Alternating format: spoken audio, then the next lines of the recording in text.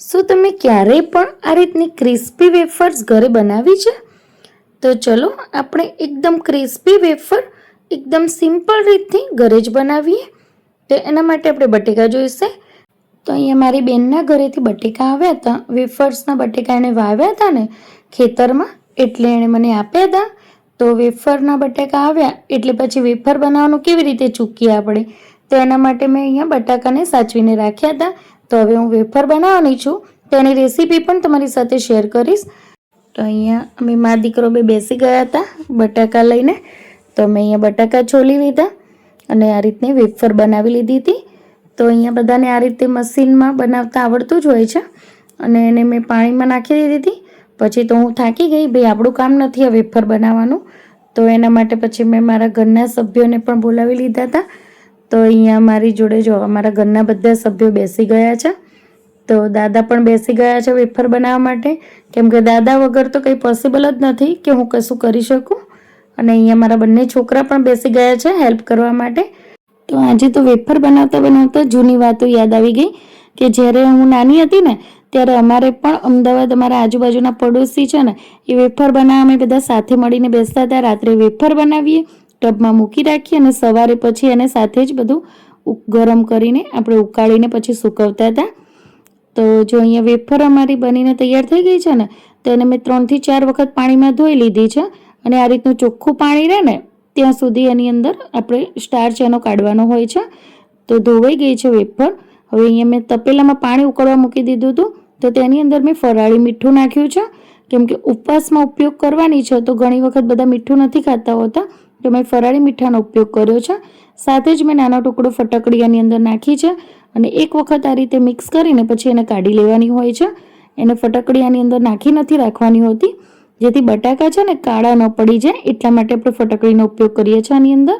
અને પછી બટાકાની ચિપ્સ જે બનાવેલી છે આની અંદર નાખી દીધી છે અમે. અને હવે એને થોડીક વાર આપણે ઉકળવા દઈશું. અધકચરા બાફવાના છે, વધારે પડતા બાફી નથી દેવાના, એનું ખાસ ધ્યાન રાખવાનું. તો જો એક ઉભરો આવવા લાગ્યો છે અને બટાકા આ રીતના બફાઈ ગયા છે. તો હવે આપણે એને કાણાવાળા વાસણની અંદર કાઢી લેવાનું હોય છે. તો નીચે છે ને કઢાઈ મૂકી રાખવાની કે કોઈ વાસણ રાખવાનું અને પછી એના ઉપર કાણાવાળું વાસણ મૂકવાનું, એટલે જે એક્સ્ટ્રા પાણી હોય ને એ નીચે નીકળી જશે. તો બધી જ વેફર છે આ કાણાવાળા વાસણની અંદર કાઢી લેવાની હોય છે. તો તમે કઈ રીતે વેફર બનાવો છો ને એ કોમેન્ટમાં જરૂરથી જણાવજો. અને જો તમને મારી રેસીપી ગમતી હોય ને તો લાઇક, શેર અને સબસ્ક્રાઈબ કરવાનું બિલકુલ ના ભૂલતા. તો જો અહીંયા વેફર આપણી સરસ એવી બફાઈ ગઈ છે. તો હવે એને સૂકવવાની છે. તો અહીંયા ખાટલાની અંદર મેં આ રીતની મેં જો સાડી પાથરી દીધી છે. હવે તેની ઉપર આપણે આ રીતની વેફર સૂકવવાની છે. તો અમારી અક્ષિતભાઈ પણ આવી ગયા છે વેફર સૂકવવા માટે. તો આ જે પ્રોસેસ છે ને બાળકોને કરવી પણ બહુ ગમતી હોય છે. તો એમની જોડે પણ મજા આવતી હોય છે. અને આ લોકોને વધારે મજા આવે આપણા કરતાં પણ. એમને તો એમ લાગે કે જાણે રમત રમાડીએ છીએ. તો જો એ તો ફટાફટ મસ્ત ગરમ ગરમ વેફર સૂકવતો હતો મારી સાથે સાથે. અને જો અમે વેફર સૂકવીને તૈયાર કરી લીધી છે. અને બીજો ગોળ પણ મેં તૈયાર કરી લીધો છે. તો એને પણ આ રીતે ખાટલામાં નાખી દઈશું અને એ જ રીતે આપણે સૂકવી દેવાની છે. તો જો અહીંયા બધી જ વેફર મેં સૂકવી દીધી છે. તો 2 ખાટલા ભરીને વેફર તૈયાર થઈ છે.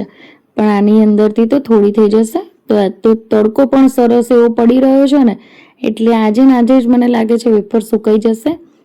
તો જો 3 કે 4 કલાક થયા ને પછી મેં વેફર ચેક કરીને તો સરસ એવી સુકાઈને તૈયાર થઈ ગઈ હતી.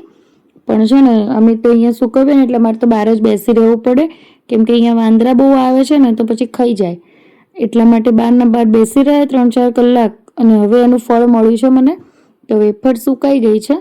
તો હવે આટલી વેફર આપણે તળીને ચેક કરી લઈશું. તો અહીંયા મેં તેલ ગરમ કરવા મૂકી દીધું છે. તો તેલ આવ્યું છે કે નહીં ચેક કરવા માટે પહેલાં એક વેફર તળીશું. તો એ તળીને ચેક કરવાની. અને તેલ ગરમ થઈ ગયું છે. તો હવે આપણે બીજી બાકીની વેફર છે એને પણ તળી લઈશું. તો જો સરસ એવી વેફર આપણી બની છે. તો જે દિવસે વેફર બનાવી ને એ દિવસે મેં તળી હતી, કેમ કે અમારે ઘરે તડકો સરસ પડતો હતો ને એટલે એક જ દિવસમાં વેફર બધી સુકાઈ ગઈ હતી. પછી મેં 2-3 દિવસ ફરીથી એને તડકે મૂકી હતી. પણ જો એ પહેલા દિવસની છે વેફર છે ને પણ કેટલી સરસ બની છે. તો તળાઈ ગઈ છે. તેને આપણે એક પ્લેટમાં કાઢી લઈશું. હવે આની ઉપર તમે મસાલો પણ સ્પ્રિંકલ કરી શકો છો, તો એકદમ ક્રિસ્પી અને સરસ બને છે. હવે એની ઉપર મસાલો કરીશું. તો મેં અહીંયા થોડુંક સંચળ પાવડર નાખ્યું છે, થોડું લાલ મરચું સ્પ્રિંકલ કર્યું છે અને થોડી દળેલી ખાંડ પણ નાખી શકો છો. અહીંયા મેં વોરું ખાંડ લીધી છે અને બધું જ આ રીતે મિક્સ કરી લેવાનું છે. તો આપણી ટેસ્ટી વેફર બનીને તૈયાર થઈ ગઈ છે. ઘરના બટાકાની વેફર બનાવીને ખાવીને એ કંઈક અલગ જ વાત છે. તો જો સરસ હોમમેડ બટાકાની હોમમેડ વેફર બનીને તૈયાર થઈ ગઈ છે. તો મેં સર્વિંગ પ્લેટમાં પણ લઈ લીધી છે. તો તમને આ રેસીપી કેવી લાગી ને એ કોમેન્ટમાં જણાવજો, અને તમે પણ શું આ જ રીતે બનાવો છો એ પણ મને જણાવજો. અને હવે નેક્સ્ટ રેસીપી કેવી જોઈએ છે તમને એ પણ મને કોમેન્ટમાં જણાવજો. તો હું જરૂરથી રેસીપી લાવવાનો પ્રયત્ન કરીશ. અને ત્યાં સુધી મારા વિડીયોને લાઈક કરજો અને મારી ચેનલને સબસ્ક્રાઈબ કરજો, અને ફ્રેન્ડ્સ અને ફેમિલી સાથે વિડીયો શેર પણ કરતા જજો, જેથી મને પણ સપોર્ટ મળી રહે. તો થેન્ક યુ સો મચ. જય શ્રી કૃષ્ણ. આવજો. તો તમને મારો વિડીયો ગમ્યો હોય તો મારી ચેનલને એક લાઈક કરી દેજો, શેર કરજો અને સબસ્ક્રાઈબ કરજો, અને આવી જ રીતે મને સપોર્ટ કરતા રહેજો. થેન્ક યુ સો મચ મારો વિડીયો જોવા માટે અને મને શાંતિથી સાંભળવા માટે. ચલો, જય શ્રી કૃષ્ણ.